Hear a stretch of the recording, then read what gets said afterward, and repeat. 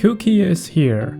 If you are a long-time viewer of this channel, you might remember for how long I wanted her now. After such a long time, she finally arrived. And that even from the standard banner. Me having luck? Something that I've never imagined. I mean, you have to think about it. The chances of getting a specific 4-star are so low, and I was actually able to get the 4-star that I wanted.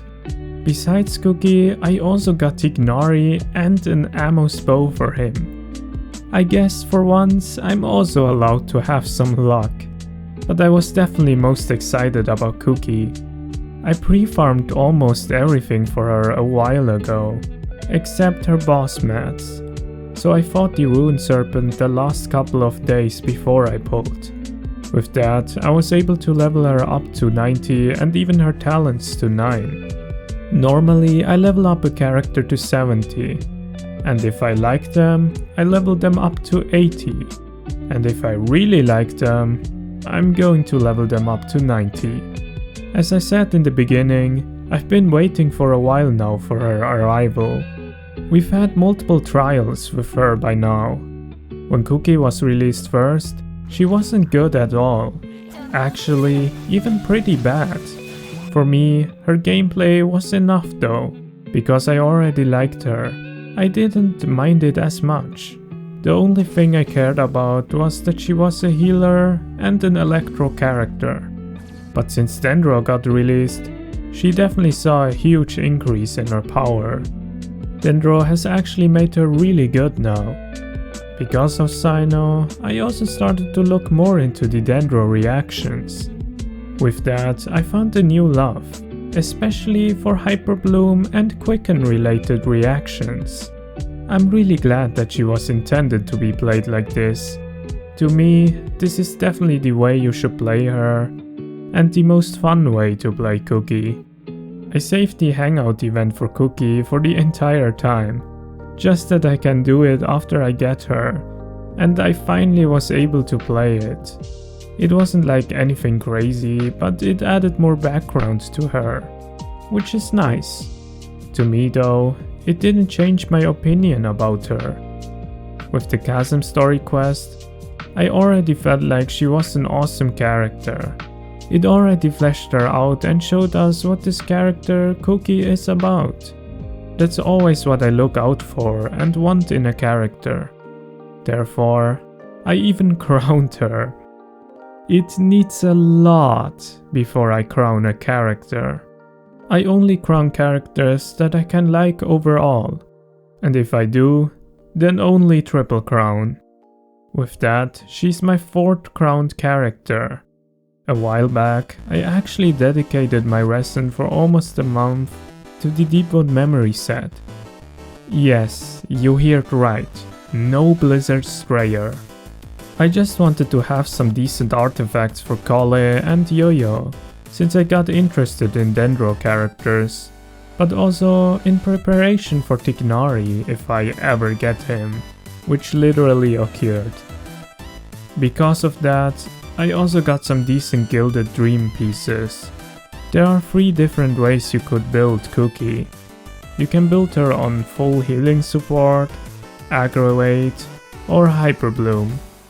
Building her for Hyperbloom is probably the most efficient way to play her, but I actually prefer the aggravate option the most, because the other builds are just pretty straightforward and boring.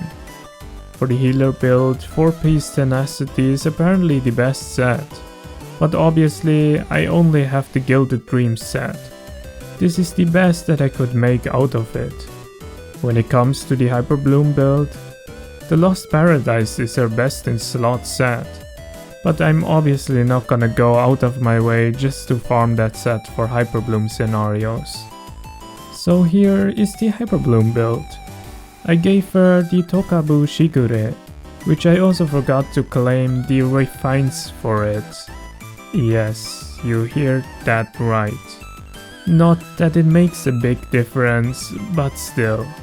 As I said, it's pretty straightforward. Just give her as much EM as possible and the rest doesn't even matter. You don't even care about the ER, because you don't burst as much if you play her in Hyperbloom. Very easy to build character in that regard. And now to my favorite build, Aggravate Kuki. For weapon, we use Mist-Splitter. Okay, hear me out. It's not only because I can play Mist-Splitter that I like this build. Aggravate can also crit. Therefore, it's much more interesting to build than something like Hyperbloom.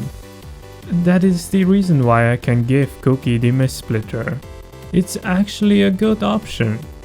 Jade Cutter would be her best in slot for Aggravate, but unfortunately we don't have it. Let's be honest though, even if I had it, I wouldn't switch it out. Probably. For Sans, we use an ER piece. You want to burst with her a lot, and most of her damage comes from the burst.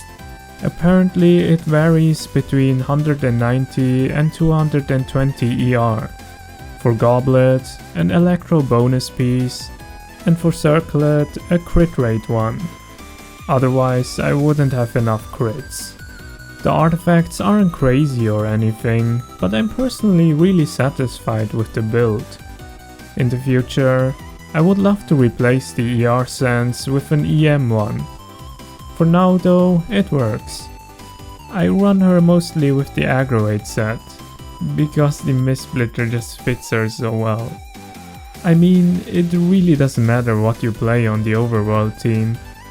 The Aggravate build doesn't have much use in the Abyss though. I think until Cyno arrives, I generally won't get much use out of it. Maybe I could do some kind of spread team with Tignari, but I can definitely benefit from the Hyperbloom set in Abyss. It's actually a pretty fun team. The lineup consists of Ayato, Yunjin, Kale and Kuki. It's pretty fun to use. There's probably a much better Ayato Hyperbloom lineup that I can use, like maybe Traveler instead of Kale, or Fischl instead of Yunjin, because Fischl works really well with Ayato together. But I think it's cool that I can just use bunch of my favorites, and that they can work well together. I don't know how the other characters would interact with Kuki, like for example Fischl, because she could steal Hyperblooms from her, and I don't know how that will affect the overall damage of the team. Also, there is Yo-Yo. I'm slowly in the process of building her. But first of all, I also have to test her out to see how she would interact with the others together. Maybe it's redundant to play Kuki and Yo-Yo on the same team. But it could alleviate the lack of Dendro application if I use her together with Kale. Because I refuse to build the Traveler. Well, I have to test a lot of things still out. I'm not the smartest guy when it comes to this department of Genshin. If you have any ideas or recommendations, let me know. I always appreciate some help. I'm glad to finally have Kuki, and I'm also glad that she works so well with Dendro together, which definitely makes her much more fun to use than just as a healer. When Cyno is finally here, we will have even more options. So I can't wait for that. But for now, she will kick some butt as the new permanent member of the Knights of Hanoi.